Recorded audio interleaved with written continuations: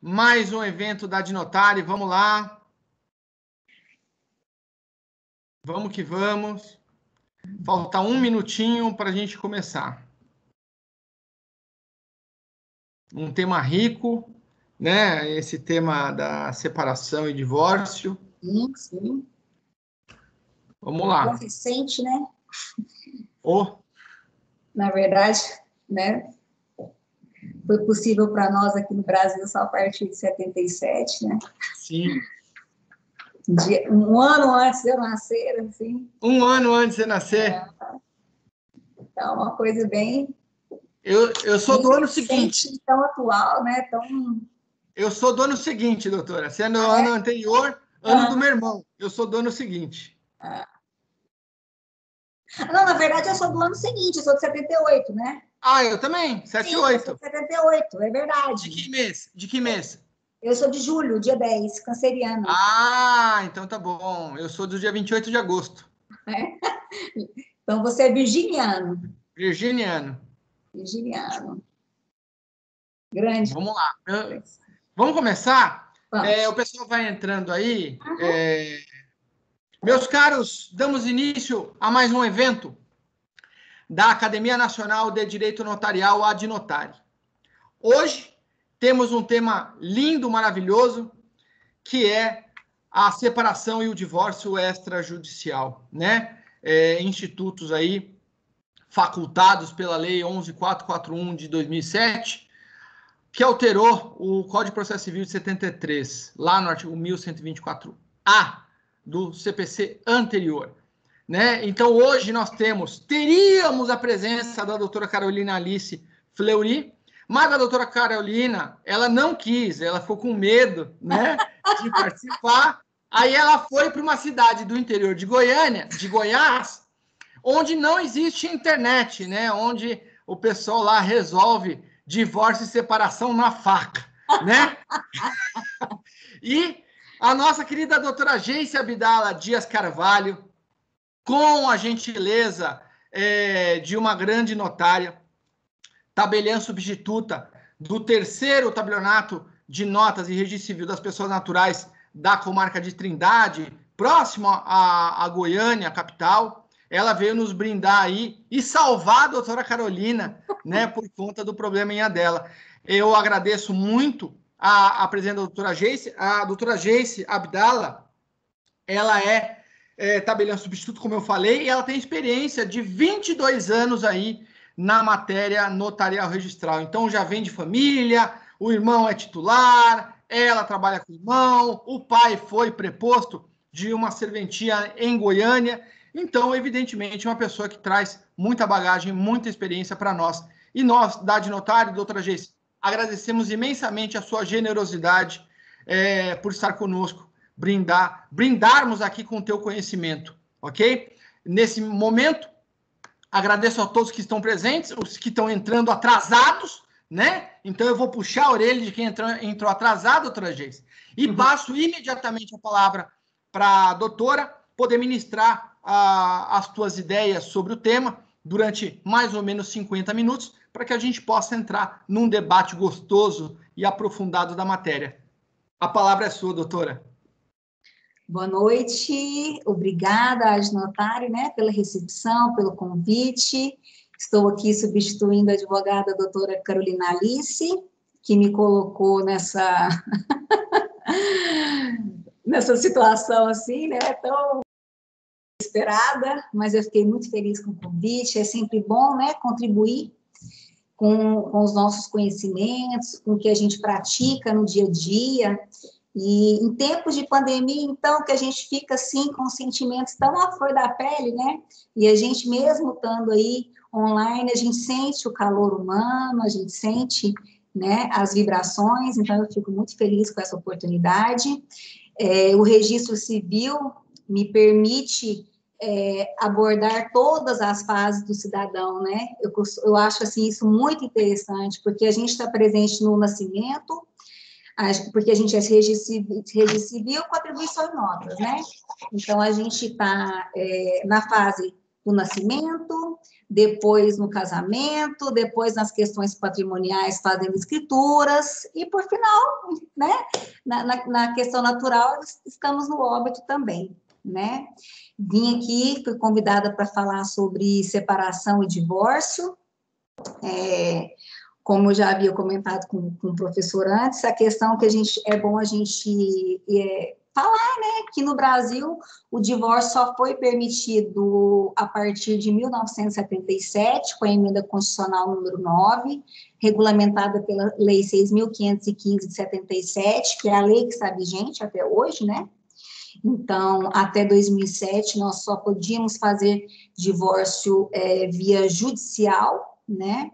Em 2007, tanto o divórcio e o divórcio, para que ocorresse o divórcio, a gente tinha que vir de uma fase antes, que era a separação, né? A gente entrava com a separação e pedia o divórcio.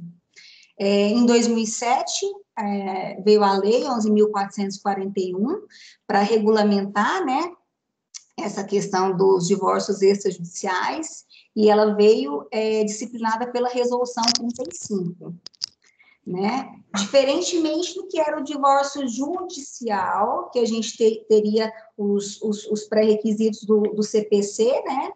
Para a questão de onde você ingressa a ação, com o divórcio extrajudicial e a separação extrajudicial, fica livre a escolha do tabelião de notas, né? Para que ele possa, fica à vontade, a escolha é livre, para que ele possa lavrar o ato, né? De divórcio, separação. As partes devem ser assistidas pelo advogado, né, assistidas e orientadas pelo advogado, e o advogado deve apresentar ao cartorário que vai lavrar o ato uma petição inicial, né, se tiver bem, se tiver partilha, né, esse divórcio extrajudicial e a separação extrajudicial, no começo não, até hoje ela é permitida quando quando as partes são maiores, capazes e não tem filhos menores. Porém, aqui no estado de Goiás, a gente teve um provimento, o provimento 42, de dezembro de 2019, que entrou em vigor 60 dias depois, onde permite que as serventias extrajudiciais, né, que elas lavrem, elas podem lavrar o divórcio extrajudicial, mesmo que tenham filhos menores, desde que seja comprovado pelo tabelião, pelo cartorário que irá lavrar o ato, o ajuizamento da ação, né, de guarda e alimentos. Então, a questão da extinção do vínculo matrimonial e a questão do patrimônio pode ser acordado via extrajudicial, e a guarda e alimentos terá que ser feita via judicial, e tem que colocar expressamente no documento o número do processo, aonde tramita a ação, entendeu? Aonde tramita a ação, e também... E depois, após lavrado o ato do divórcio, o tabelião tem um prazo de 5 dias de comunicar ao juízo onde está tramitando a ação, né, sobre a lavratura do divórcio, tá? Esse aí é um benefício que nós, do estado de Goiás, né, que o TJ nos concedeu, e que tem ajudado muito a desabarrotar, né, o judiciário, que é para isso que a lei veio, né, para poder desafogar o judiciário, para a gente poder tornar uma forma mais célere, e uma forma que que o cartório sempre preza, né, uma forma com segurança, né, na verdade, para as partes, né.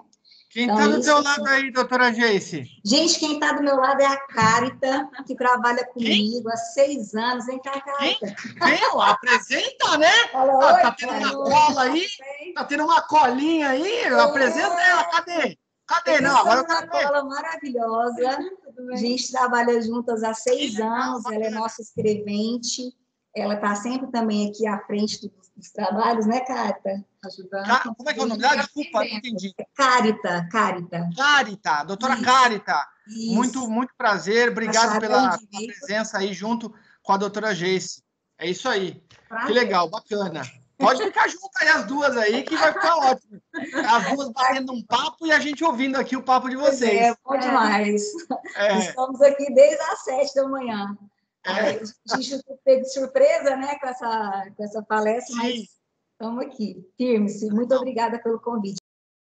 Falha, né? Imagina, que isso. Aí. Quer falar alguma coisa? Às vezes que eu... Vamos lá, Carita, aproveita para aparecer. Bom, é uma coisa assim, diária que a gente lida com essa questão, faz escrituras, lavra as escrituras diariamente, algo bem recorrente no cartório, né? E algo que eu acho interessante pontuar é sobre a partilha de bens, que é possível também ser feita através da escritura pública, né? A gente vai analisar como será a forma dessa partilha, caso devido, imposto de doação, caso o patrimônio seja divergente, né?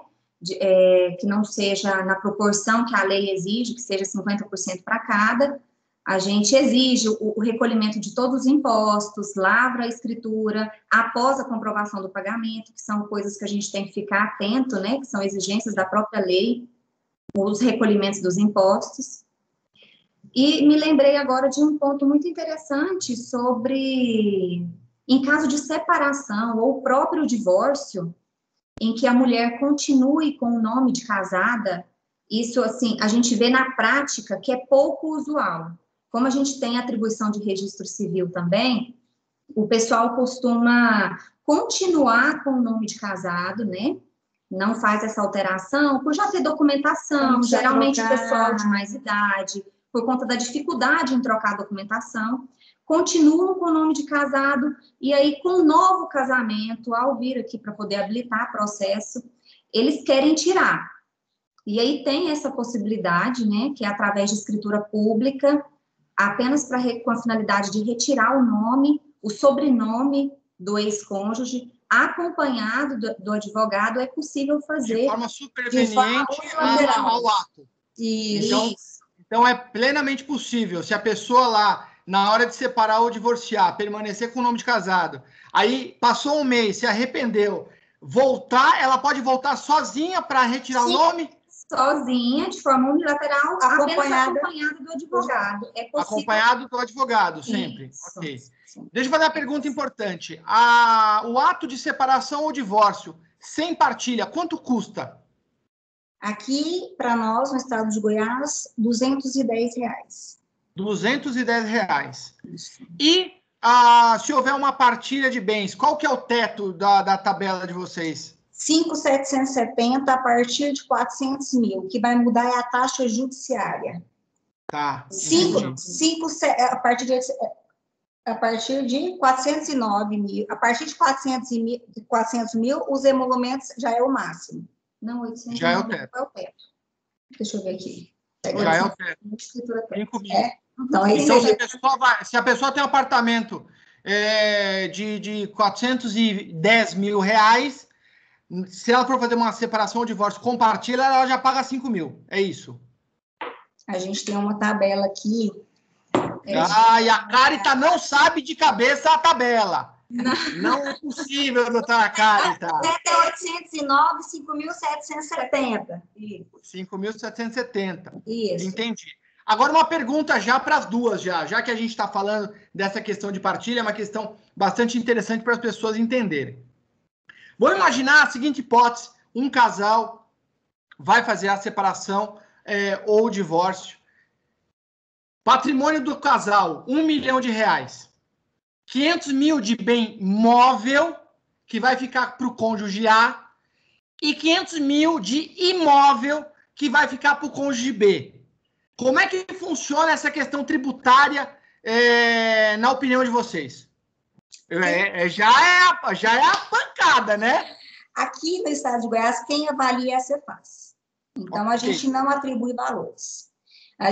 A Cefaz tem a base de cálculo deles e eles que vão falar para a gente se é equitação. Nós, do cartório, não temos esse poder de partilhar sem ouvir a AGENFA quando os bens são diferentes. Vamos imaginar que o valor imobiliário é 500 mil pela Secretaria da Fazenda e o bem imobiliário da empresa, é 500 mil também. Não tem Vamos fazer essa meação aí, metade, igualitária.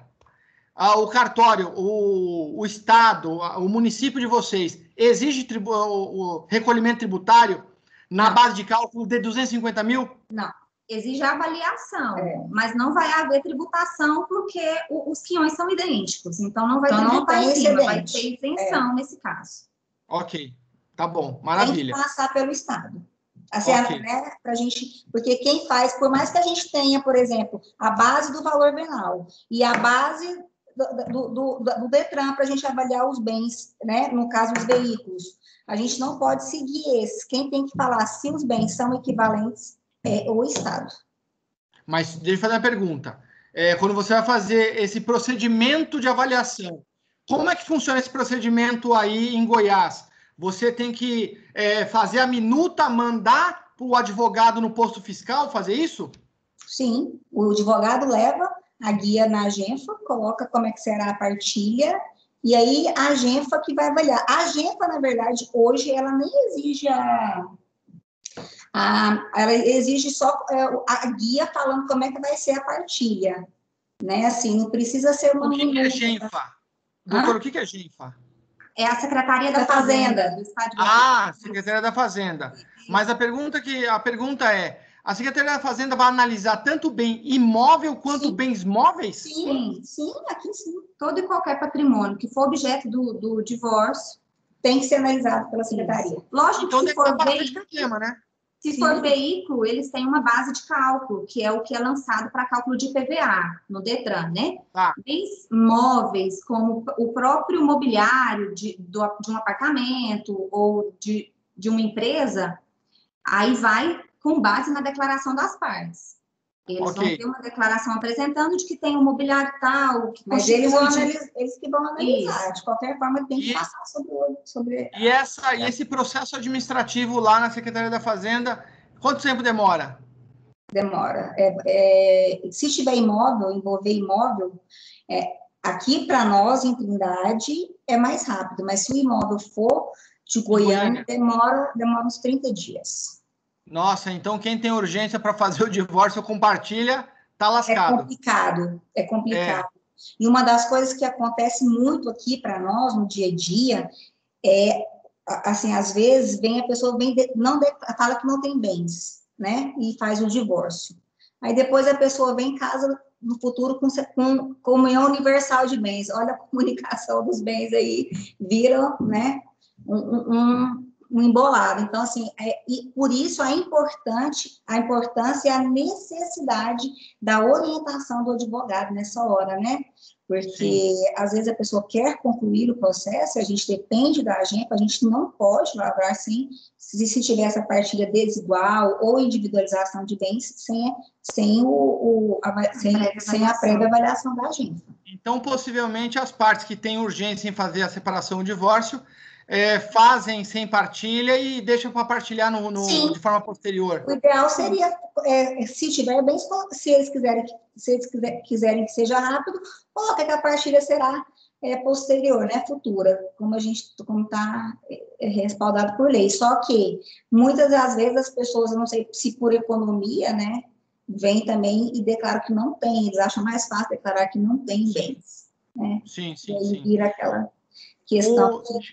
Já vamos fazer uma pergunta interessante que geralmente é recorrente. Atualmente, as pessoas estão separando mais ou divorciando mais? Divorciando. Sim. Ninguém quer ficar amarrado ainda? Não.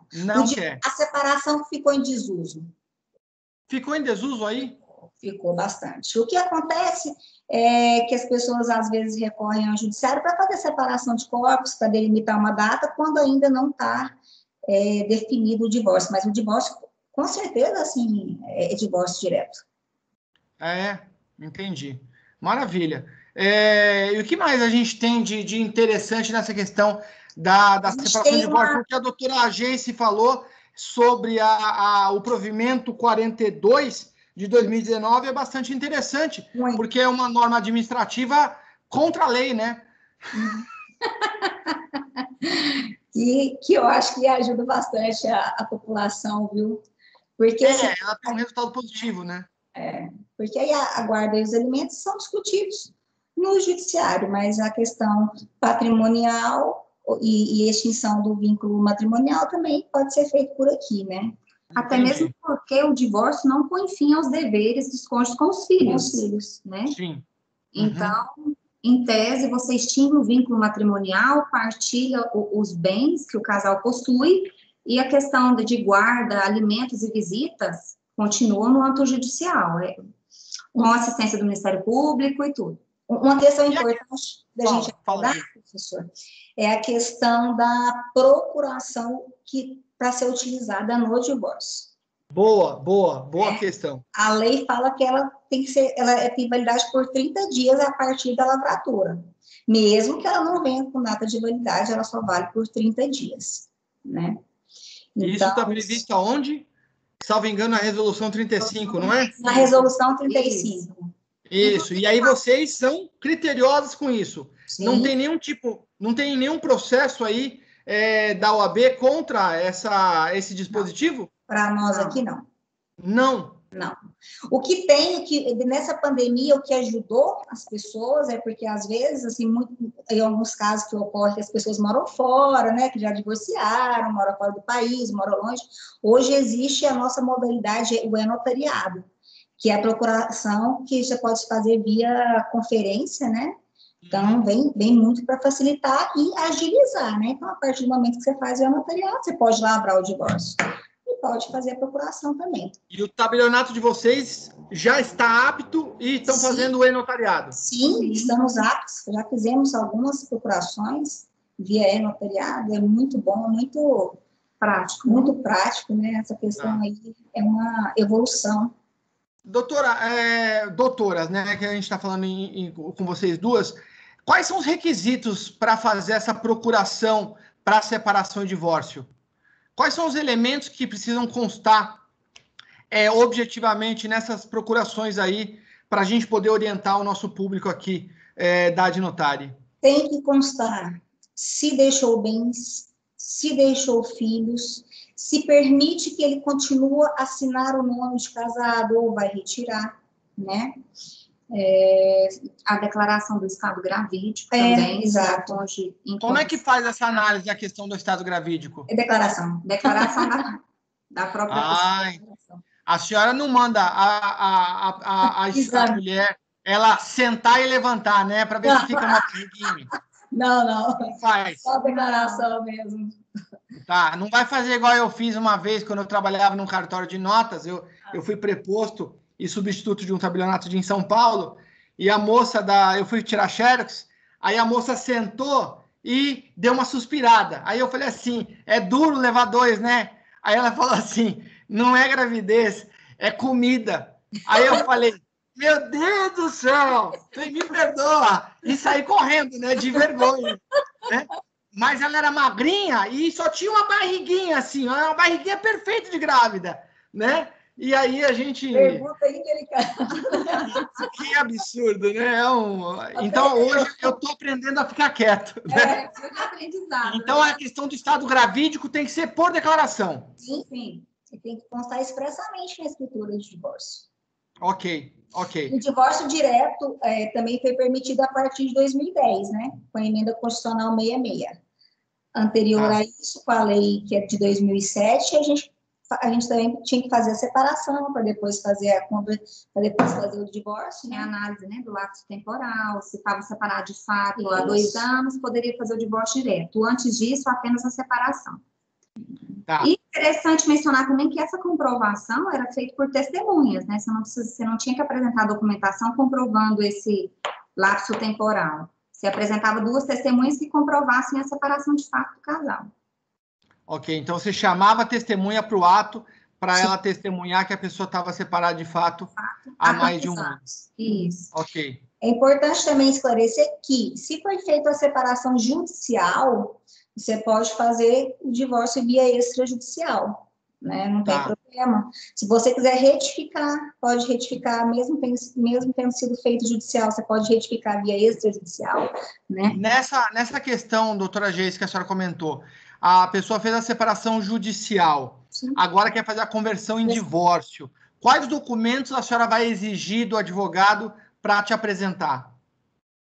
Eu vou exigir a minuta, né, que sempre tem que me apresentar. Vou exigir A minuta que a senhora está falando é a petição do requerendo a lavratura do ato. Sim. Né? Okay. A certidão de casamento com a averbação da separação, né? Tá. E os documentos pessoais. Só isso. Caso tenha filhos, tem que... Minuta, certidão do casamento com a separação e os documentos pessoais. Sim. Só. A questão da procuração estrangeira, como é que fica? Se o cônjuge está no estrangeiro.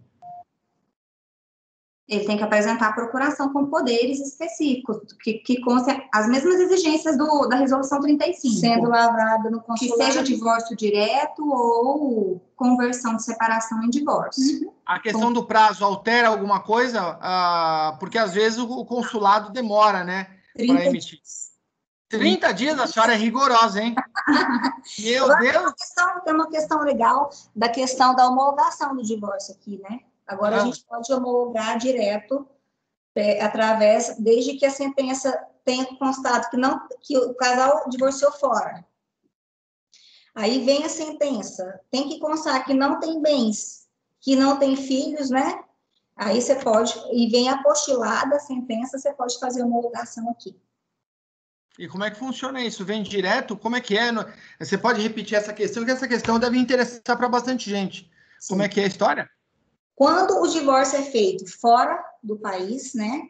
Ele tem que ser traduzido, apostilado, e aí tem que constar na sentença que não possui bens, não possui filhos, aí ele pode ser homologado diretamente aqui no cartório, não precisa mais passar por aqueles trâmites. E constar expressamente o trânsito em julgado, a sentença também. Constar expressamente. Lá no estrangeiro. Lá no estrangeiro. Sim. Na sentença. Depois pergunta. Então, vamos esclarecer essa questão aí. Fiz o divórcio no, sei lá, Estados Unidos. Sim.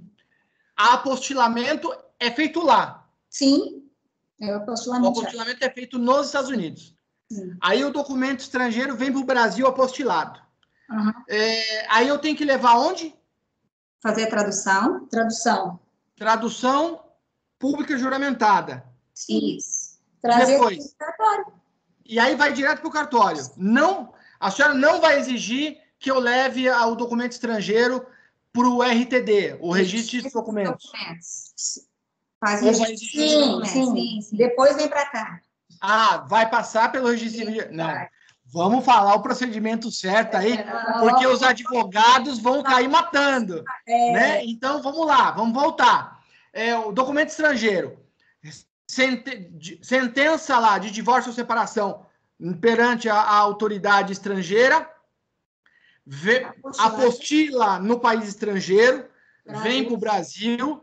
Faz a tradução pública juramentada. Sim. Aí o advogado tem que levar no registro de títulos documentos para depois levar aí. Mas depois a verba aqui. A verba diretamente no registro civil. Sim. Não precisa de mais nada, nenhuma escritura, nada. Entendi. E ficou claro isso aí, eu acho, né? Para todo mundo que está assistindo. Que mais que a gente tem de interessante na separação e divórcio? Hein? Tem bastante coisa interessante, né? Tem a questão do divórcio unilateral, que no Pernambuco e no Maranhão, um tempo, eles permitiram que dissessem que a pessoa chegasse no cartório, acompanhado pelo advogado, e fizesse o pedido do divórcio unilateralmente. Daí teve vários questionamentos, foi para o CNJ, o CNJ proibiu.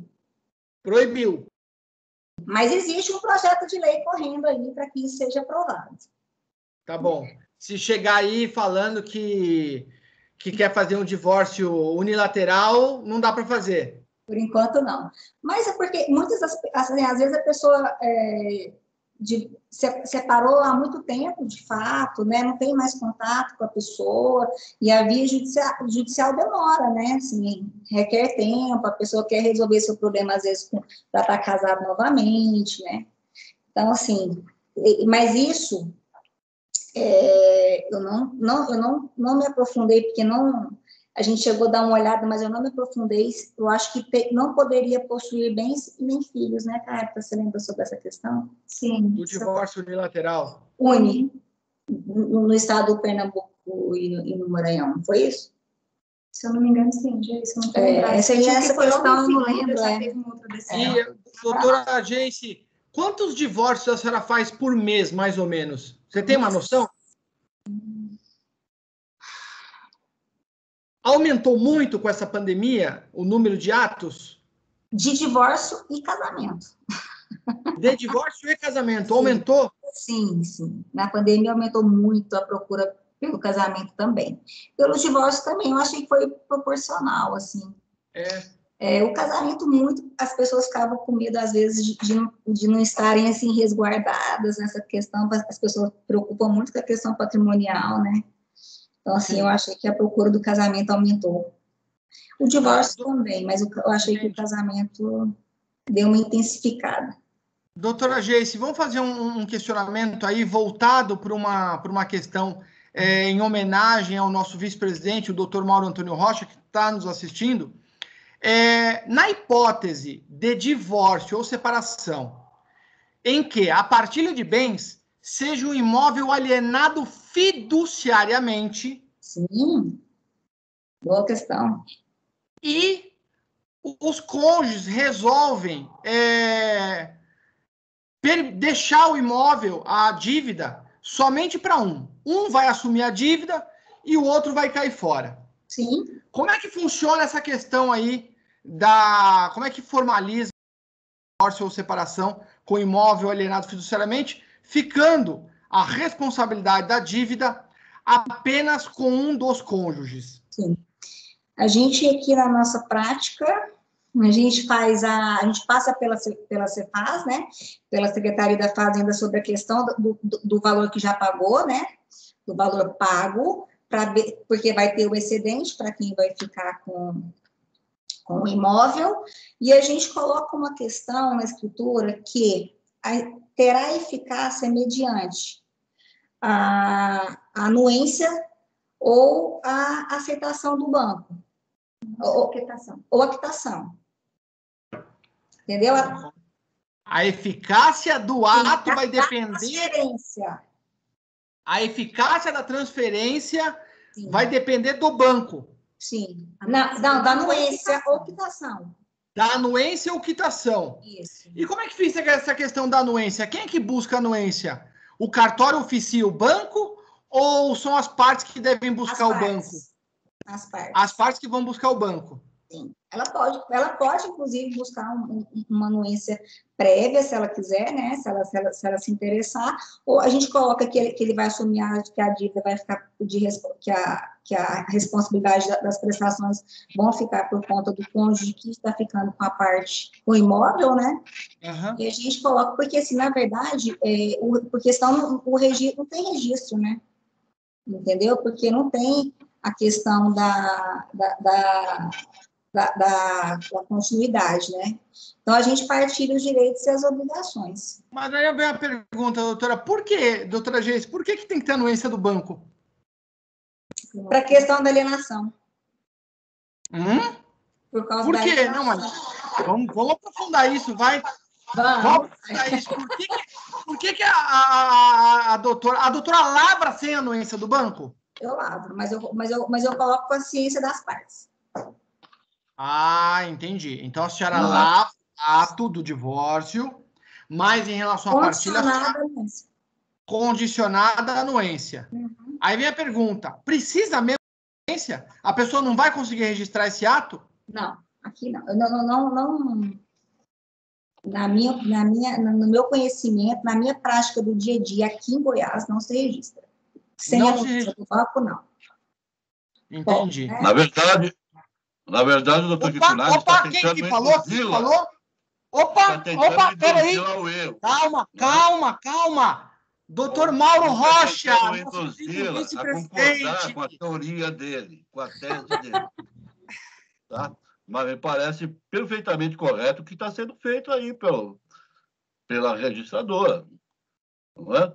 Se você, Kikunaga, pegar aquele artigo que eu publiquei na revista do Notário, não é?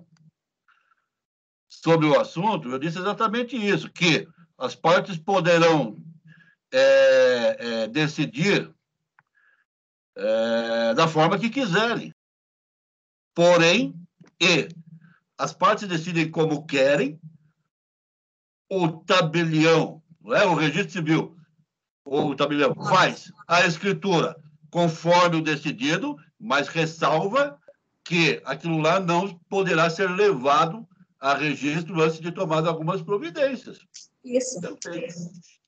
Então, eu vou ter que levantar a mão e perguntar o seguinte: atividade notarial e registral deve cumprir um princípio fundamental da atividade prevista no artigo 1º da Lei 8935, que é o princípio da eficácia. Uhum. Aí eu pergunto uma coisa: pode o tabelião de notas, então, lavrar um ato que não será eficaz? Não, ele não é que ele não será eficaz, desde que você concorde, você cumpra as normas, aí você vai poder registrar. Desde que você tenha esse prévio, essa anuência, essa concordância. Você está aceitando você está aceitando esse contrato. E gera obrigação entre as partes. É um contrato entre as partes, né? Eu acho que tem plena eficácia entre as partes, exatamente. Entre o cônjuge A e o cônjuge B. O que o banco tem a ver com a minha vida? E com o jeito que eu vou dividir o meu patrimônio? Essa é a pergunta. O que é que o banco tem a ver com o divórcio do casal? O que o banco tem a ver? Não tem exatamente nada. Mas ele tem a ver com o imóvel, que se ninguém pagar, porque ainda é dele ainda, em tese, porque ainda não quitou, não terminou a dívida, não está em garantia. Mas esse é o ponto. Então, eu tenho uma escritura pública. Sim. Que ela não vai ser registrada. Sim. Porque estão me exigindo uma anuência. Sim. Eu estou concordando com isso. Sim. Mas a minha pergunta é, eu posso discordar? Se eu discordar, a doutora Geice vai negar a lavratura do ato? A lavratura não, mas o registro não será feito. Aí terá que suscitar dúvida. Aí não se registra. Mas qual que é a razoabilidade disso? Aí vamos imaginar, eu sou o cônjuge que vai assumir a dívida. Sim. Dívida de 20 anos. A gente pagou 10, financiamos em 30, pagamos 10, vou assumir agora 20. Uhum. Meu cônjuge, eu não vou mais ver a pessoa. Aí eu estou pagando a dívida. Estou pagando a dívida religiosamente. Daqui 15 anos, falta 5 anos para quitar a desgraça do programa Minha Casa é Minha Dívida Eterna, né? Junto com o doutor Mauro Antônio Rocha. Aí vem uma notícia na minha matrícula, na matrícula do imóvel, onde o meu ex-cônjuge foi processado por algum credor e gerou uma indisponibilidade imobiliária. Sim, você entra com tem a ver com isso? Entra com embargos e coloca a data que você fez um acordo que o imóvel é seu. Entendi. Então o problema é meu. Não, você vai provar que o imóvel é seu. Você vai provar que o imóvel já é seu desde a data de tal, portanto, não foi possível o registro da dívida perante ao banco. Aí, como é que eu faço? Você tem que aceitar, que o contrato foi firmado pelos dois, certo? E que o divórcio não altera o contrato que foi firmado. O que vai alterar o contrato será uma cessão de direitos, provavelmente, né? Ou qualquer outro instrumento lá que exclua uma das partes. Tá? O banco normalmente não cria nenhum problema para fazer isso, a não ser quando a parte que assumiu a responsabilidade, não apresenta capacidade financeira para aquilo. Então, evidentemente, o banco não vai transferir a dívida para quem não tem capacidade financeira. Se apresentar capacidade financeira, não tem problema nenhum. O banco você pode pegar o documento, apresentar o banco, né, que é o credor. Você pode apresentar o divórcio, que ele vai aceitar aquilo como partilha, desde que, como ele disse, haja prévia análise, né? Eles vão fazer uma reanálise. Análise do quê? Praticamente um refinanciamento. Se a pessoa que ficou com o imóvel tem capacidade do pagamento total. Pagamento da dívida. Aí eu volto a uma questão interessante. O que a gente está discutindo é como é que você compatibiliza essa exigência com o artigo 1368B do Código Civil, que vai falar que o devedor fiduciante é titular de direito real à aquisição. Eu não posso ceder o meu direito real à aquisição para qualquer pessoa? Eu posso. Por que na alienação fiduciária eu não poderia? Essa é a discussão. Sim. Essa é a discussão, é uma discussão bastante prática, que muita gente acaba tendo problema imobiliário. Por quê? Porque o registro de imóveis, ele adota a posição que o artigo 29, que a partilha de bens configura uma cessão de direitos de parte da dívida pelo cônjuge. Aí, a minha pergunta, a partilha de bens não se trata de cessão de direitos, propriamente. A partilha de bens, ela é divisão patrimonial. Aí volta a minha primeira pergunta. Se eu tenho um patrimônio X com o meu cônjuge, e eu quero ficar com os bens móveis, e o meu outro cônjuge vai ficar com a dívida e, evidentemente, vai ficar, sendo adimplente, vai ficar com o imóvel. A gente faz essa divisão. Eu não estou cedendo os direitos. Eu só estou atribuindo. Na nossa divisão patrimonial, a pessoa vai ficar com as obrigações e direitos do imóvel, eu vou ficar com os direitos e obrigações de uma eventual outra dívida. Sim. Agora, a questão é, eu volto a essa questão, Mauro, por que a gente tem que discutir essa questão com mais profundidade? Porque ninguém discute.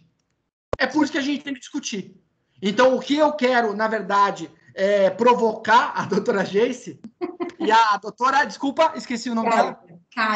Cárita. Deixa eu anotar, doutora Cárita. Pera aí, com K? Com K.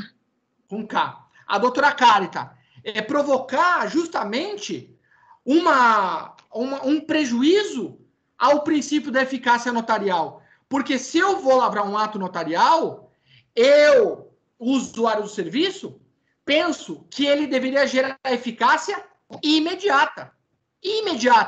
E não depender de uma análise futura, de um processo de dúvida, de uma devolução registral e assim por diante. Porque, na verdade... Falando de partilha, né? Sem ter a anuência do banco. Por que essa discussão é importante? Porque ela acontece muito na prática e muitos tabelionatos de notas, diferente da senhora, da doutora Cárita, não lavram a escritura sem a presença do banco.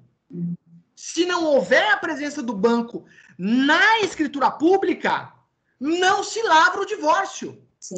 Isso já me foi relatado várias vezes. Oi. Rapaz, eu vou ser obrigado a dizer... Bom, primeiro você está atrapalhando a exposição da doutora Geice, né? Aliás, como você faz em todas as exposições, mas tudo bem. Eu falei, professor, vamos interagir, eu acho maravilhoso, que é bom que puxa uns assuntos que a gente às vezes... O segundo essa informação sua, olha, eu nunca ouvi falar nisso. Que o tabelião não estaria fazendo a escritura sem a anuência do banco. Aliás, eu nunca ouvi falar em anuência do banco na escritura de divórcio. Certo? E eu trabalho no maior banco de crédito imobiliário do Brasil, certo? Anuência. E eu também não consigo entender como é que você... eu entendo até o seu posicionamento final, tá? Lá no final nós já conversamos sobre isso. Eu entendo o seu posicionamento, mas na transposição desse posicionamento que eu não consigo entender. Como é que você acha que duas pessoas vão perante um tabelião e decidem alterar um contrato firmado com um terceiro, sem que aquele terceiro esteja ali participando, concordando? A cessão de Não há. crédito depende do credor. A cessão de Exatamente. crédito depende do credor. Por isso, a necessidade da anuência do banco ou o registro se dará com a quitação do imóvel. E aí faz a transferência conforme a partilha, não vai ter problema. Exatamente.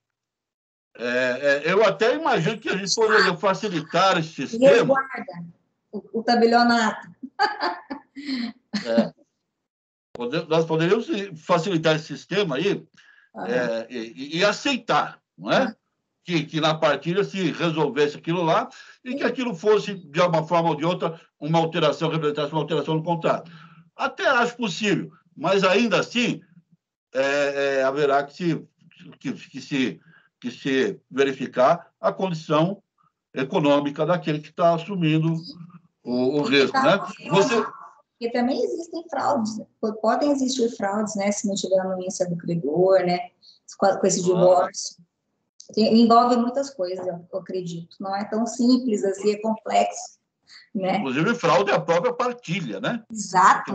Você deixar um imóvel, para o cônjuge, juntamente com uma dívida impagável, exato, né? É uma forma de fraudar o próprio ex-cônjuge, né? Entendi. Então, vamos presumir a má-fé dos cônjuges que estão divorciando, né? Por que o senhor não ouve? Por que o senhor não ouve falar sobre esse assunto? Porque não é comum no tabelionato de notas o processo de dúvida, né? Então, o tabelião de notas, quando ele nega a lavratura de um ato, ele o faz de modo verbal. Aí a pessoa atravessa a rua, vai num outro tabelião de notas. Então, é diferente a conduta dos usuários perante o tabelião de notas. Então, como há uma liberdade de atendimento, geralmente o advogado, ele bate um, não consegue, aí ele vai num outro. Sim. Quando, na verdade, a gente deveria discutir esse assunto. Sim. Por isso, doutor Mauro, é que o senhor não ouve falar sobre esse assunto, porque, na verdade, ninguém discute.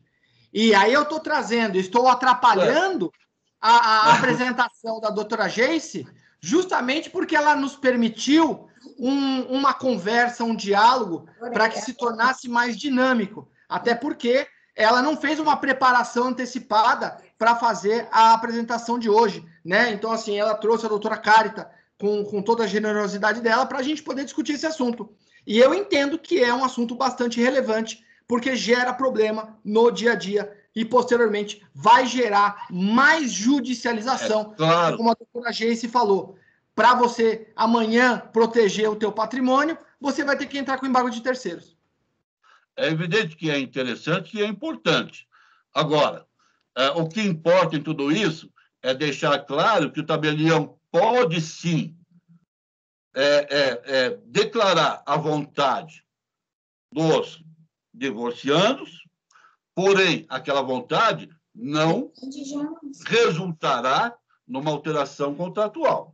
A alteração contratual será uma consequência daquela declaração de vontade. E dependendo de quê? Do consentimento e da anuência do credor, que não tem como ser afastado nesse caso. E eu não estou defendendo o banco, não. Eu estou defendendo... É bancário, mas não está defendendo o banco, não. Exatamente. Né? Ao contrário, porque, viu, doutora Geice? Tem até alguns tabeliães que fazem a partilha do imóvel. Uhum. Não é? Como se o patrimônio ali fosse um imóvel e não um direito real de aquisição. Não direito às obrigações. Aí sim cometeram um erro grave, que depois vai ter consequência na hora de consertar tudo isso. Sim, a gente partiu desse direito. Eu só entrei na conversa porque fui instado aí. Agora eu vou só ouvir. Maravilhoso. Então, só para a gente poder pontuar, doutora Geice, a gente fez essa provocação com o doutor Mauro Antônio Rocha, porque ele é uma das maiores autoridades no que tange a alienação fiduciária de bem imóvel. E essa discussão nossa é uma discussão de anos, né, que eu continuo defendendo, apesar de que outros autores, grandes, todos os autores não defendem. Então, eu sou uma pessoa isolada, né? Então, mas você viu que a temperatura da apresentação ela subiu um pouco, né? Sim, e mas justamente... eu fico feliz, assim, né, pela opinião dele, por saber que eu estou no caminho, né, correto, assim, porque, igual ele falou, tem muita gente que partilha, às vezes, o bem, e não os direitos e as obrigações, e tem muitos que se negam, sim, a fazer, né? A gente já se deparou com alguns casos que as pessoas nos procurou e que né, teve cartórios que se negaram a realizar a mesma partilha. Então, acho que foi uma solução que a gente achou e que também nos resguarda, né, do cartório também. Doutora Geice, no caso da partilha de bens, um dos cônjuges ter indisponibilidade de bens, como é que funciona? Se não tiver a transmissão, não tem problema. Se for meio a meio. Na verdade, é assim, na questão da indisponibilidade, o provimento fala que a gente pode lavrar o registro que pode se negar. Se tiver alguma transmissão na partilha, eu posso lavrar o acordo entre eles. Agora, o registro vai caber ao registrador falar se é devido ou não, tá? Mas eu posso lavrar a partilha, sim. Coloco que a indisponibilidade está positiva, né? Que eles têm ciência, e eu coloco a parte, coloco expresso como está no provimento, né? Que é possível a lavratura, porém, vai depender do registro, se ele vai aceitar o registro ou não. Doutora Geice, qual que é a situação que a senhora enxerga que haveria fraude no divórcio ou na separação? Fraude? Ai, nossa. É porque o doutor Mauro falou de fraude. A senhora também falou de fraude. Sim, então eu queria saber qual que é a situação para eu poder orientar meus clientes na fraude aí. Assim, é comum, né, essa questão patrimonial mesmo de dívidas. As pessoas divorciam, faz a partilha, você fica com tanto, eu fico com imóvel, e aí a pessoa tenta se resguardar essa questão patrimonial, e existem muitos casos, assim, é muito comum. A senhora acaba... Já teve algum caso que a senhora negou a lavratura do ato por indício de fraude? Não, o que acontece, na verdade, isso que eu ia falar agora, assim, a gente não tem como saber se exatamente se é fraude ou não, né? A gente vai percebendo com a experiência, o decorrer do tempo, né? Mas se for fraude, sim, claro que a gente não vai lavrar, né? Mas a senhora já teve algum caso que a senhora negou? Não, nunca tive, não. Mas já assim... que eu lavrei, não, mas que eu já vi vários casos, assim, que as pessoas simulam um divórcio, né, para poder resguardar patrimônio. Aqui no cartório, não tenho, nunca tive nenhum, assim, tão descarado, não. Tá. Na hipótese, doutora, de dívidas tributárias, né, dívidas de IPTU, dívidas de condomínio, dívida na Receita Federal, a senhora exige a apresentação de ICND da Receita? Pode dispensar, né? Pode dispensar. Inclusive, tem um provimento atualizadíssimo aí. Qual que é o número dele, você lembra? Dispensa 42? Não. Pedido agora, de 2020. Olha aí, eu compartilhei com você. Dispensa o quê, doutora? A gente dispensa as certidões e a pessoa assume eventuais débitos tributários. Mas quais certidões a senhora dispensa? Todas. Posso dispensar todas. Receita Federal, sim. CND de IPTU, sim. Questão condominial, a senhora pode dispensar todas? Sim, a questão com tudo, todas as certidões podem ser dispensadas. Eu vou te falar o número do provimento, a Cátia está olhando aqui, mas é um provimento bem recente falando sobre isso, inclusive sobre essa dispensa dessas certidões que não pode ser negado nem o registro, nem a lavratura. Doutora, qual, assim, numa linha geral, quais seriam as hipóteses que a senhora negaria a lavratura de uma escritura de separação ou divórcio? De separação ou divórcio?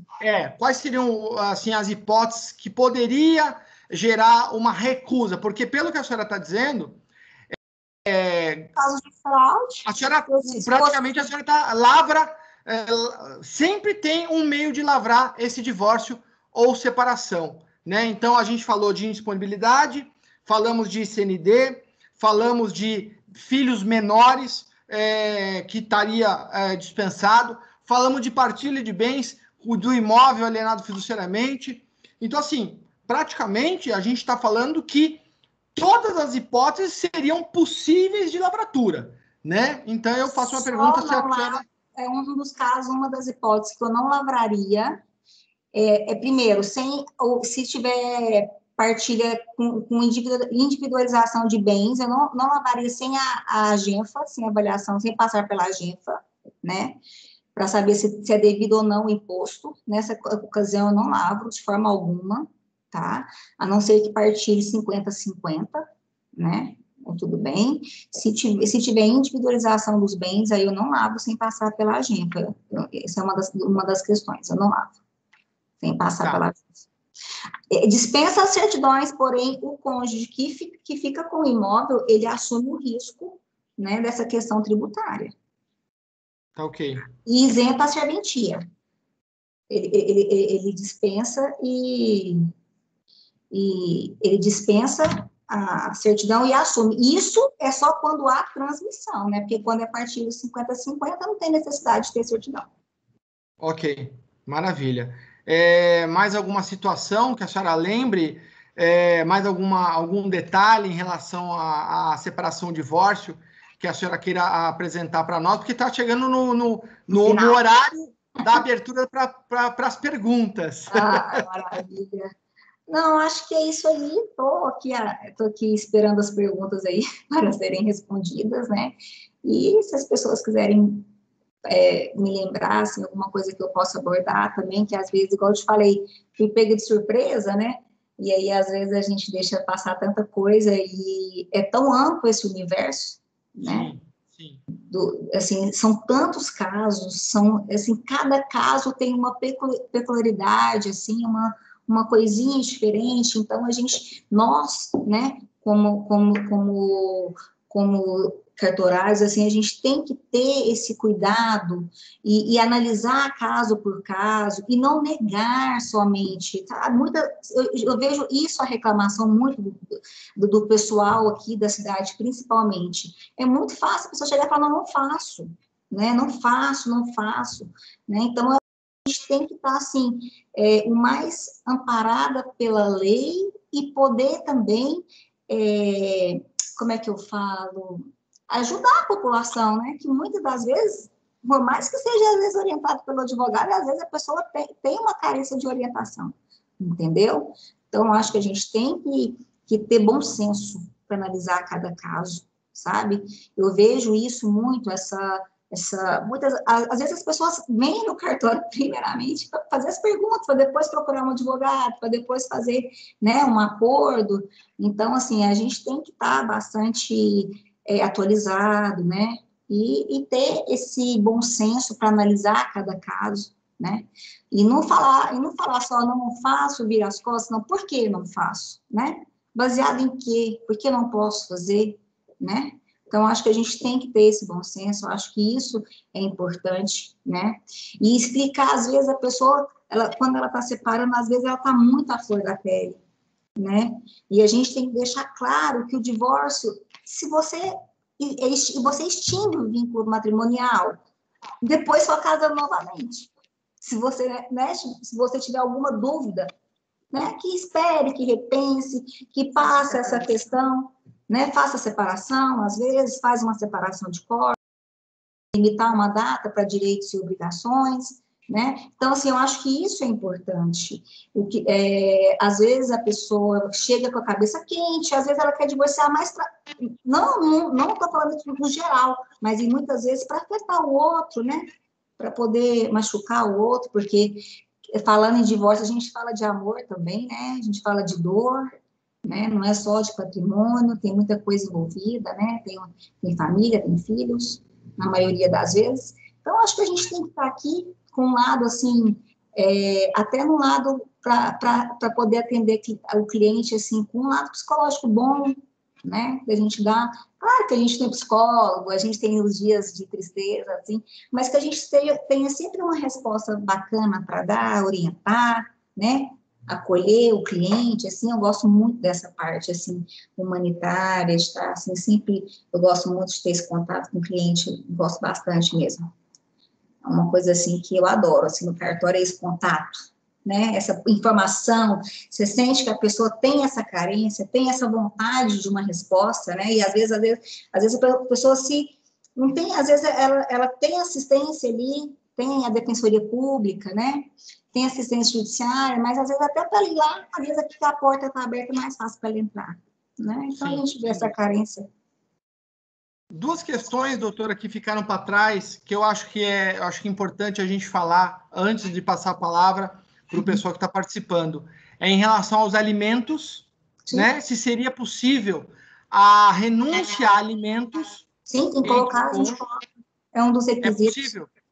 Dos alimentos? Dos alimentos. Seria possível a renúncia dos alimentos? Sim. E vincular também. Tá. Como é que a gente compatibiliza essa questão da renúncia dos alimentos com o artigo 1707 do Código Civil, né, que ele tem uma redação... A senhora está com o Código Civil aí? Não, você está com... Abre aí, carta. Artigo 1707... Normalmente eles dispensam mutuamente a pensão, né? Mas tem um detalhezinho no 1707 do Código Civil que eu acho que é importante a gente, nesse momento, fazer uma reflexão. Tá com ele aí, achou? Eu estou abrindo aqui.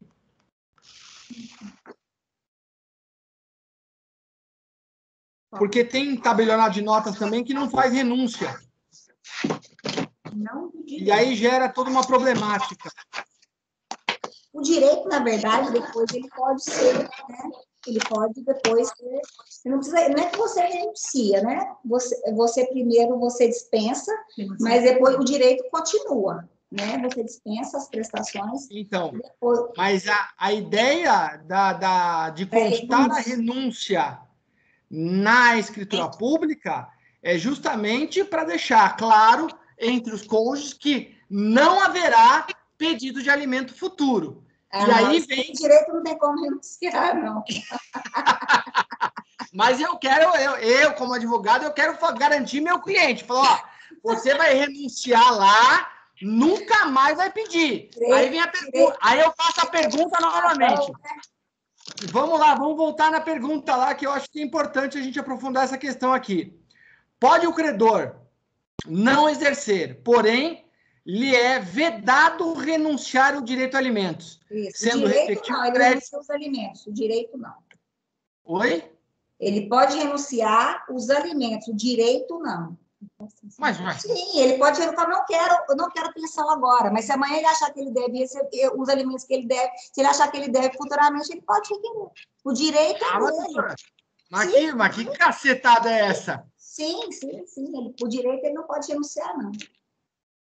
Ué, mas se eu estou renunciando aos alimentos, é o meu direito a alimentos. Ó, eu quero renunciar, eu quero que conste na escritura. E os cônjuges renunciam mutuamente o direito a alimentos. Ela não renuncia o direito. E como que a senhora faz? Dispensa a pensão, renunciar ao direito não. Ah, doutora, mas a senhora... Aí vem a pergunta. A senhora, na escritura pública, a senhora menciona a renúncia aos alimentos ou a senhora coloca na escritura dispensa-se os alimentos? Mutuamente a pensão. Ah, doutora, abre uma escritura aí para a gente ver se não tem renúncia. Peraí. Brincadeira. Não, desculpa, então. Brincadeira. Dispenso. Mas aí, esse é um debate também bastante interessante das escrituras, né? Porque a gente analisa, a gente enxerga o 1707 do Código Civil. Quando você vai fazer um estudo mais aprofundado desse artigo, existe posicionamento, doutora Geice, tanto do Conselho da Justiça Federal, salvo engano, o enunciado 267 da terceira jornada, quanto julgados do STJ, dizendo o seguinte, que a renúncia aos alimentos seria possível, sim, no divórcio ou na separação. Porém,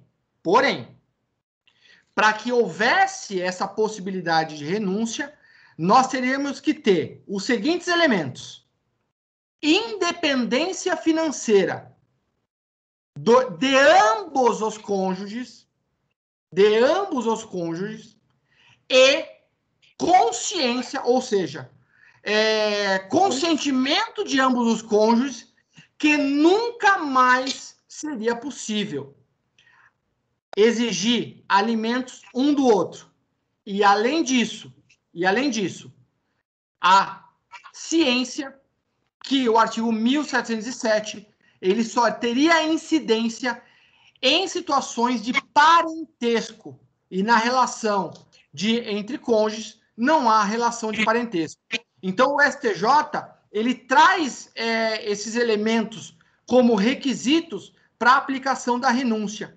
Então, é bastante importante a gente discutir essa questão. Por quê? Porque quando o advogado ele vai orientar o seu cliente, ele não quer orientar pela metade, né? Então, se o casal está se divorciando, não existe mais amor, não existe filhos, não existe mais nada entre eles, nem patrimônio, não tem sentido você sair de uma relação, daqui 2 anos você está num novo relacionamento, aí você é surpreendido com uma ação judicial, né, do seu ex-cônjuge pedindo alimentos. Mas você não concorda comigo que essa questão da independência financeira é muito relativa?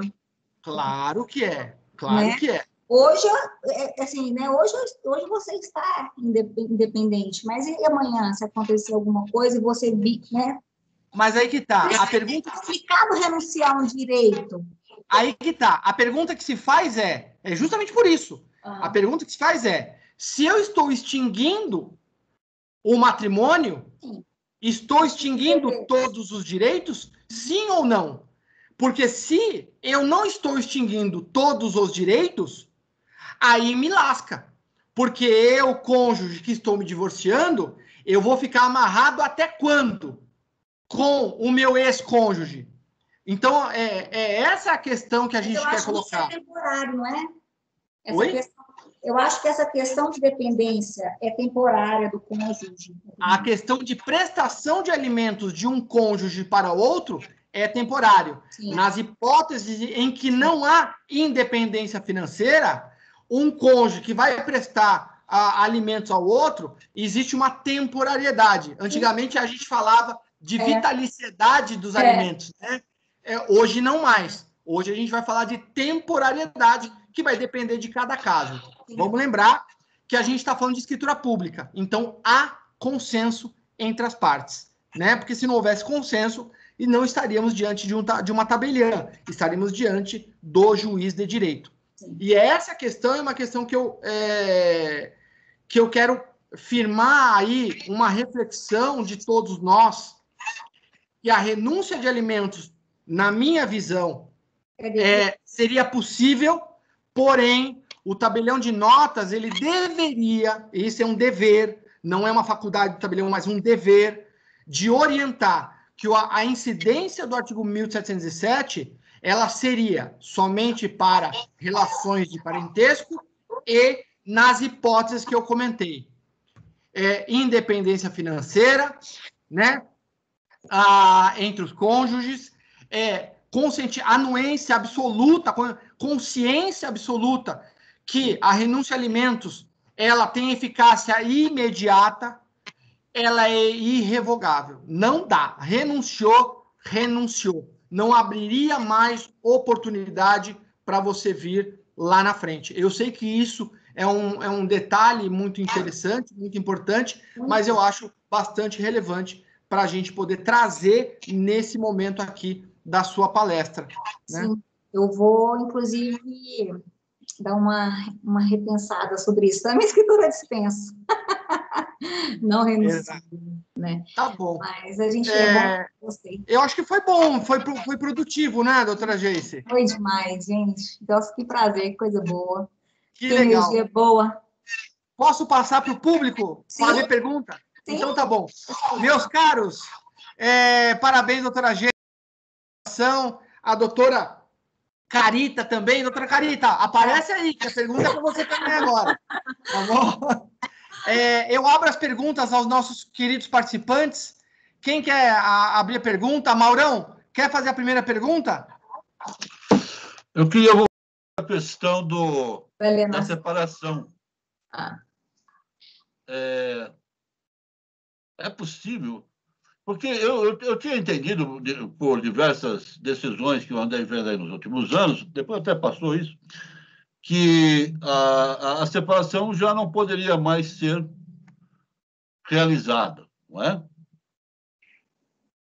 Que o ato seria o de divórcio. Direto. Quer dizer, continua sendo possível que eu vá a um tabelião para lavrar uma escritura de separação, embora não seja mais comum, como disse a doutora Geice. Sim. Mas é possível. Sim. Não tem a extinção clara e expressa da separação, né? Hoje não se usa mais, caiu em desuso, na verdade, mas é possível, sim. Não vejo nenhum impedimento, não. Tá. Bom saber. Uma pergunta. Maurão, essa questão foi uma questão bastante debatida, né?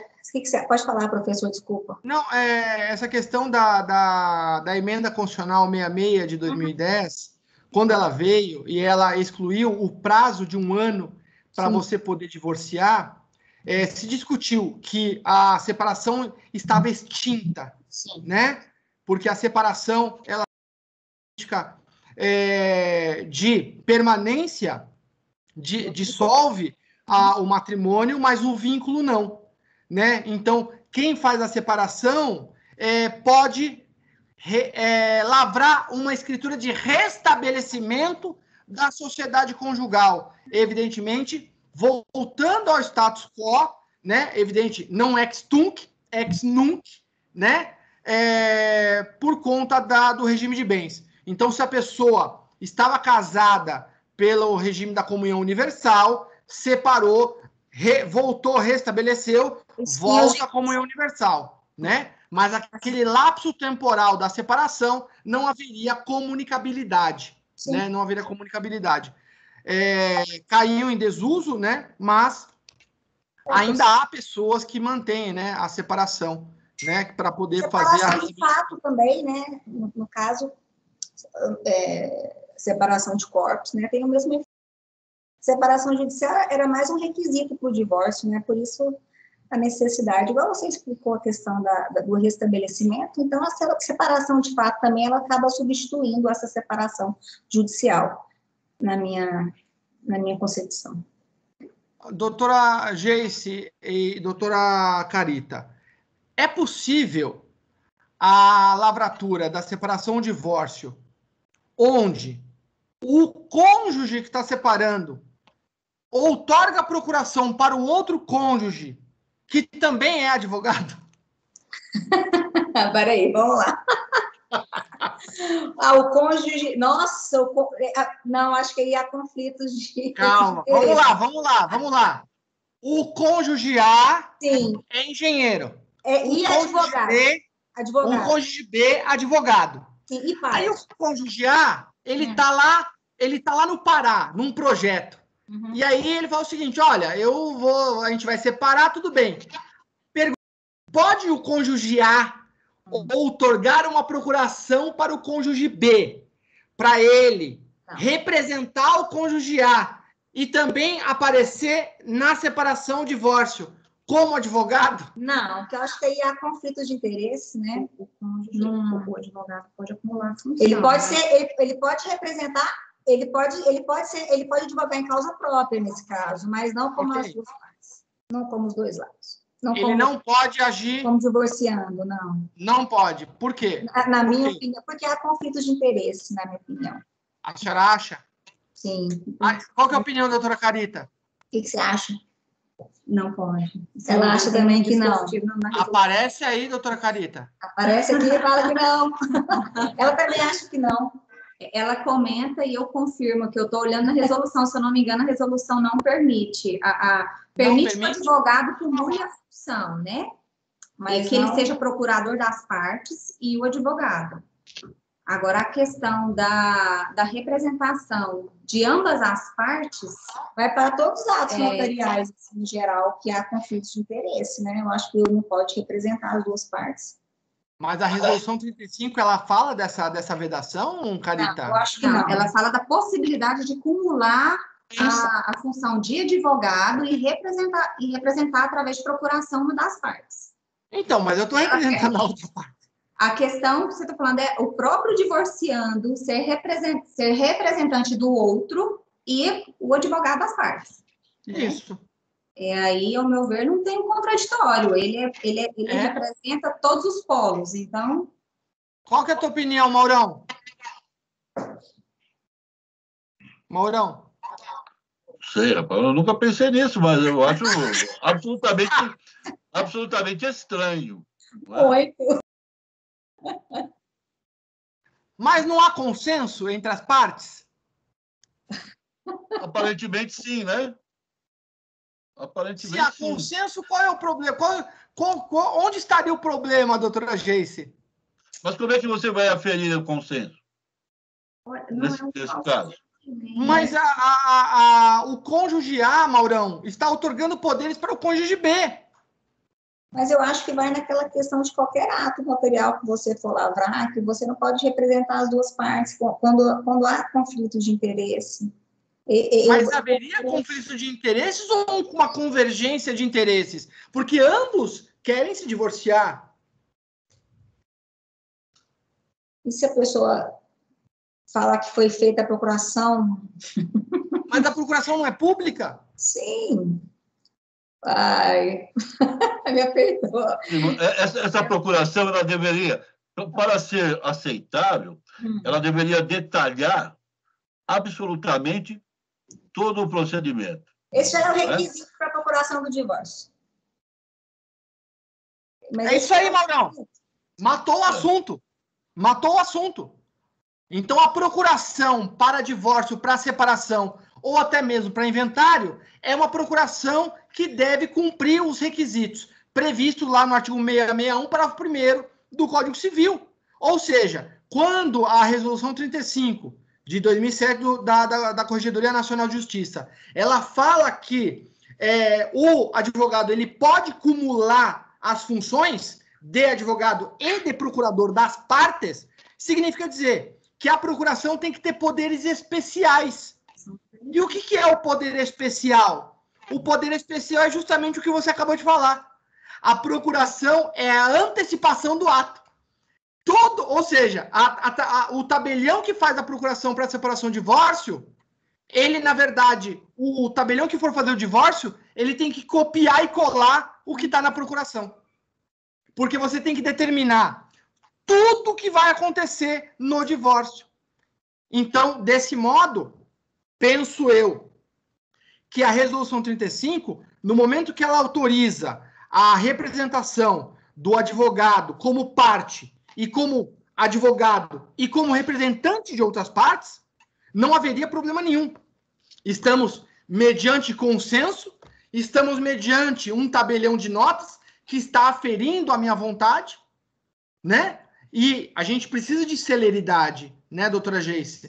Então, se eu, cônjuge, vou me divorciar do meu cônjuge e eu outorgo uma procuração para ele, né, que ele acumula a profissão de advogado e os poderes do ato, eu não vejo problema nenhum. O resolução é omissa, né? Na verdade. Fala sobre a questão do procurador com uma parte, né? Ela é omissa. O conflito de interesses que a doutora Geice comenta que é a preocupação dela é justamente a potencialidade de discricionariedade do representante. Se não houver discricionariedade, não há conflito de interesses. Essa é a minha visão.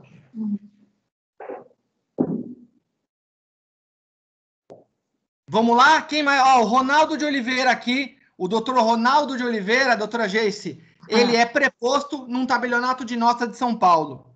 E aí ele coloca aqui, se no instrumento de procuração contiver os poderes expressos para todas as cláusulas e questões do divórcio. Foi o que eu acabei de comentar. Foi o que você acabou de comentar. Então, se eu, na procuração, o tabelião que for lavrar a procuração, na verdade, ele já está antecipando o divórcio, a separação, todas as cláusulas, tem que... Ou seja, o representante, advogado e cônjuge, ele não pode ter discricionariedade, né? Então, é muito difícil lavrar essa procuração, né? Então, para você fechar, né, essa procuração aí, ela não pode estar aberta. Uma procuração aberta, ela estaria errada, né? Porque a lei, ela fala de poderes especiais. Do mesmo modo, é a procuração para casamento. Artigo 1572. Procuração pública com poderes especiais. Por que poderes especiais? Porque o nosso querido procurador, todos os poderes dele estarão dentro da procuração, ou seja, ele não tem discricionariedade, né? Ele vai lá e assina o termo. É isso aí.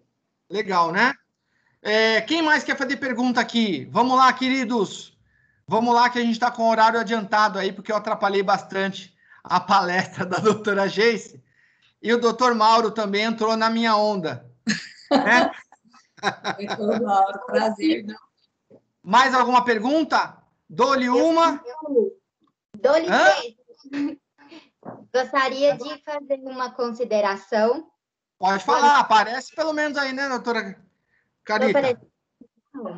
Tainara. Doutora Tainara! Tudo bem, doutora Tainara? Agora sim, doutora Tainara Trindade apareceu aqui para nós. Obrigado pela presença. A palavra está com a senhora. Boa noite a todos. A doutora Geisa tem um sorriso encantador. Ela está aí saindo, né? O professor Marcos dá uma apertadinha. Essa história está quase numa prova de final oral, né? De concurso. Tá vendo, Tainara? Mas sempre muito simpática, né? Obrigada. A doutora Cálita também, dando um auxílio excelente escrevente a essas coisas. Cumprimentar também o vice-presidente, né, da OAB aí, Marcos Antônio. Quando eu tenho uma dúvida em relação ao divórcio unilateral. Esses dias até eu estive mais ou menos nessa situação. A gente tem uma resolução, que ela é até recente, resolução 36 de 2009, NJ, que orienta, né, os tribunais de justiça a se abster de fazer algumas normas que diz respeito a essa questão do divórcio unilateral. E para mim, a questão... Tenho esperança de uma jornada tranquila e gratificou. Vamos ver aqui, ó. I hope feels motion, red's journey, gratitude. Peraí, Tainara. Alguém abriu o áudio aí, só um minutinho. Eu vou para cima para você ler melhor. Pronto, pode ler. Um minutinho. Pode continuar. Certo. E aí eu gostaria mais, assim, de uma orientação nesse sentido, né? Porque a gente é advogado, sempre se encontra. Recentemente, inclusive, eu estou num divórcio complicado que envolve violência doméstica contra a mulher e é muito desgastante, né, para a parte. Geralmente a gente está atuando em favor da mulher, né, que está sofrendo violência, e eu acharia que fosse muito útil se eu pudesse, né, já ir no cartório e fazer o divórcio unilateral e deixar as questões sobre...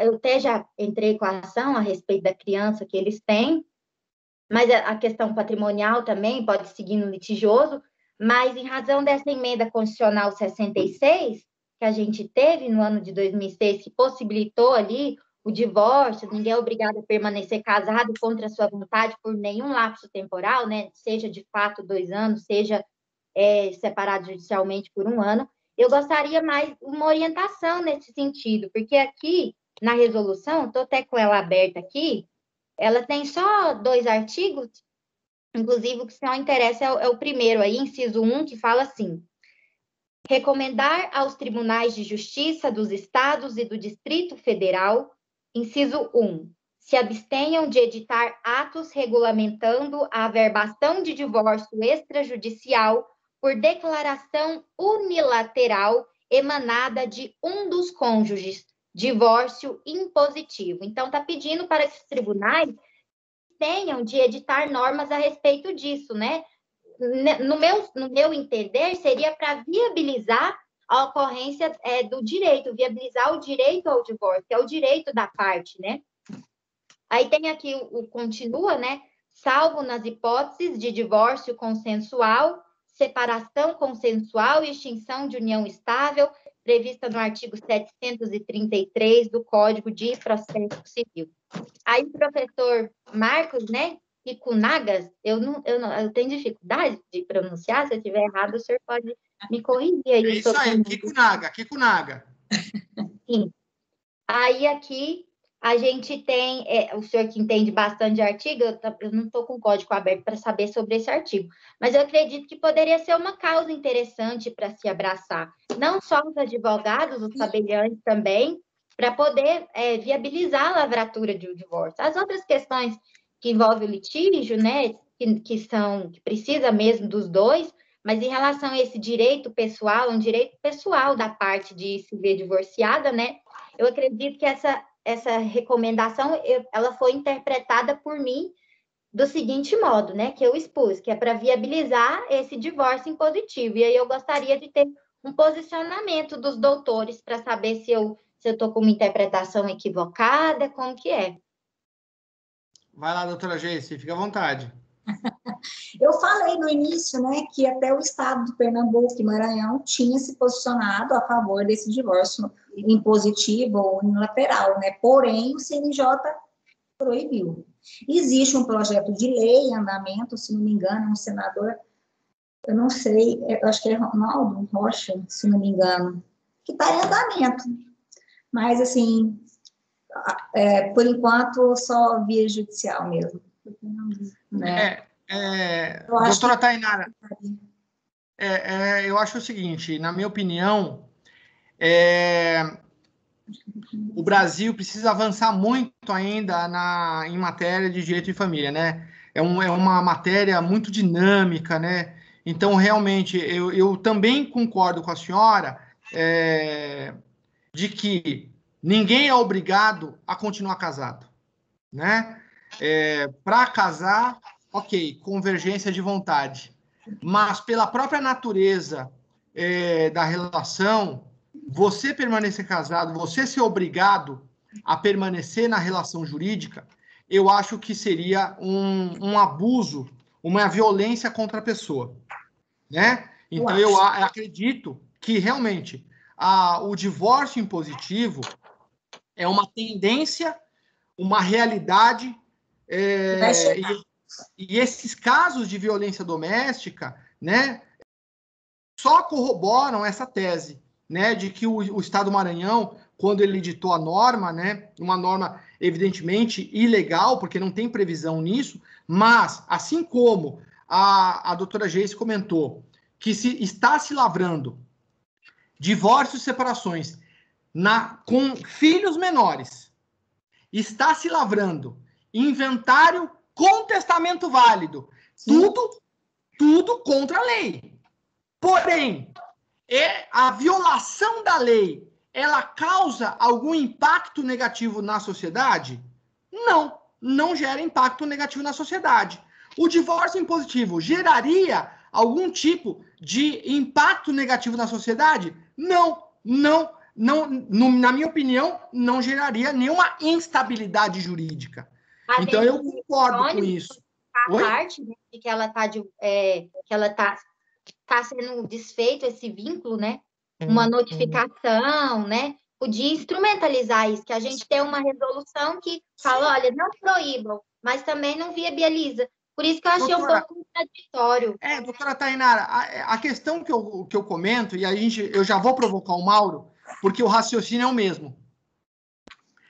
As relações jurídicas, existem algumas situações, o artigo 473 do Código Civil, ele deixa bastante claro isso, que há algumas situações jurídicas em que a própria natureza do ato permite a resilição unilateral. Nem sempre você precisa extinguir o contrato por resolução ou por rescisão ou por resilição bilateral. Você tem situações que você poderia, sim, extinguir a relação jurídica por denúncia. Quais são? Aquelas situações onde você tem a presença da confiança, né? Que é muito comum, por exemplo, na procuração. Eu otorguei uma procuração para a doutora Geice, posteriormente eu não confio mais nela, eu vou lá e revogo. Ela não confia como procurador em mim, ela vai lá e renuncia. Por que que eu seria obrigado a permanecer casado?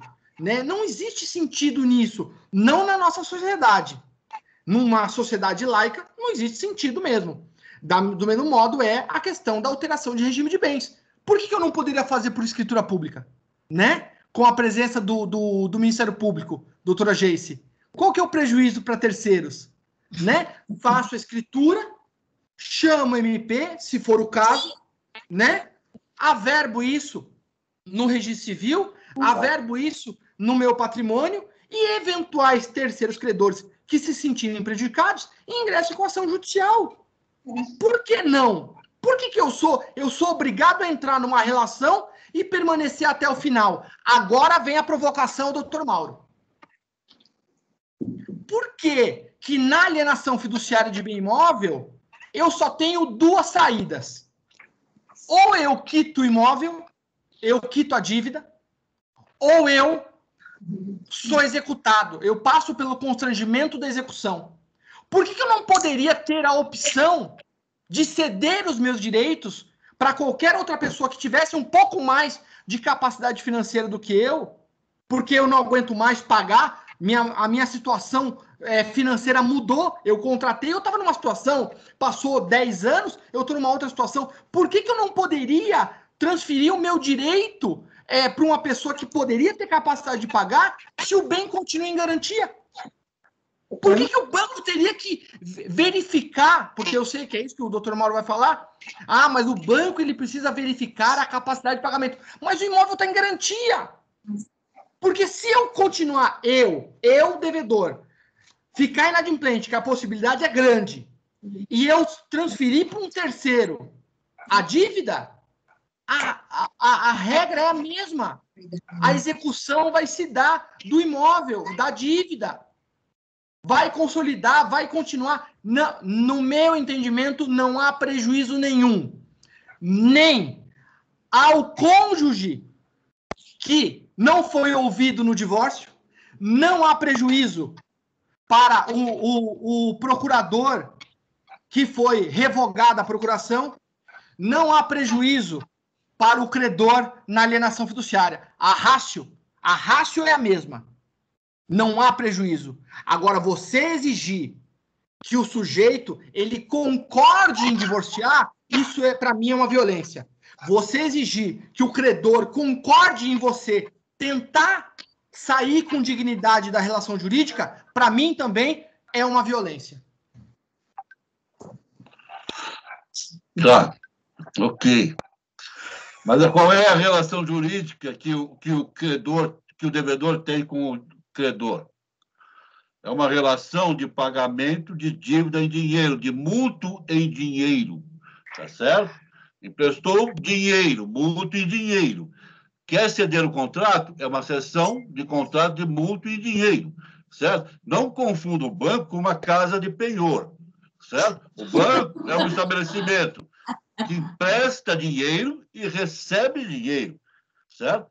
Extraordinariamente, em uma eventualidade, quando não há o pagamento, ele pode buscar a execução da garantia. Mas não é esse a atividade bancária. Tá certo? É só por isso. Isso que você diz pode muito bem ser possível num parcelamento de dívida, não é? Na aquisição de um imóvel diretamente da construtora por uma pessoa física que, num determinado momento, não pode pagar e pretende transferir para outra, certo? A construtora pode recuperar o seu imóvel, não tem problema nenhum. É o negócio dela. Agora, o banco não. O banco trabalha com recursos financeiros. É só essa a diferença aqui, Kunai. Mais alguém, doutora Tainara? O contrato de alienação fiduciária, ele assume também, né, as penas previstas, né? Se caso ele alienasse a anuência do banco. Sim. Exatamente. Doutora Tainara, mais alguma pergunta? Tá tudo bem? Eita, doutores. Tá bom? Meus caros, então, se não houver mais perguntas, eu vou transmitir a palavra ao doutor Mauro Antônio Rocha, que faça o encerramento do evento. Doutora Geice, muito obrigado. Doutora Tainara, obrigado pela pergunta. Doutora Carita, obrigado pela presença. Doutor Mauro, por favor, a gentileza de encerrar o evento. Ok. Bem, vou encerrar agradecendo muitíssimo a doutora Geice, não é Carita, é Carita. Doutora Carita, tá? Pela participação, eu acho que foi bastante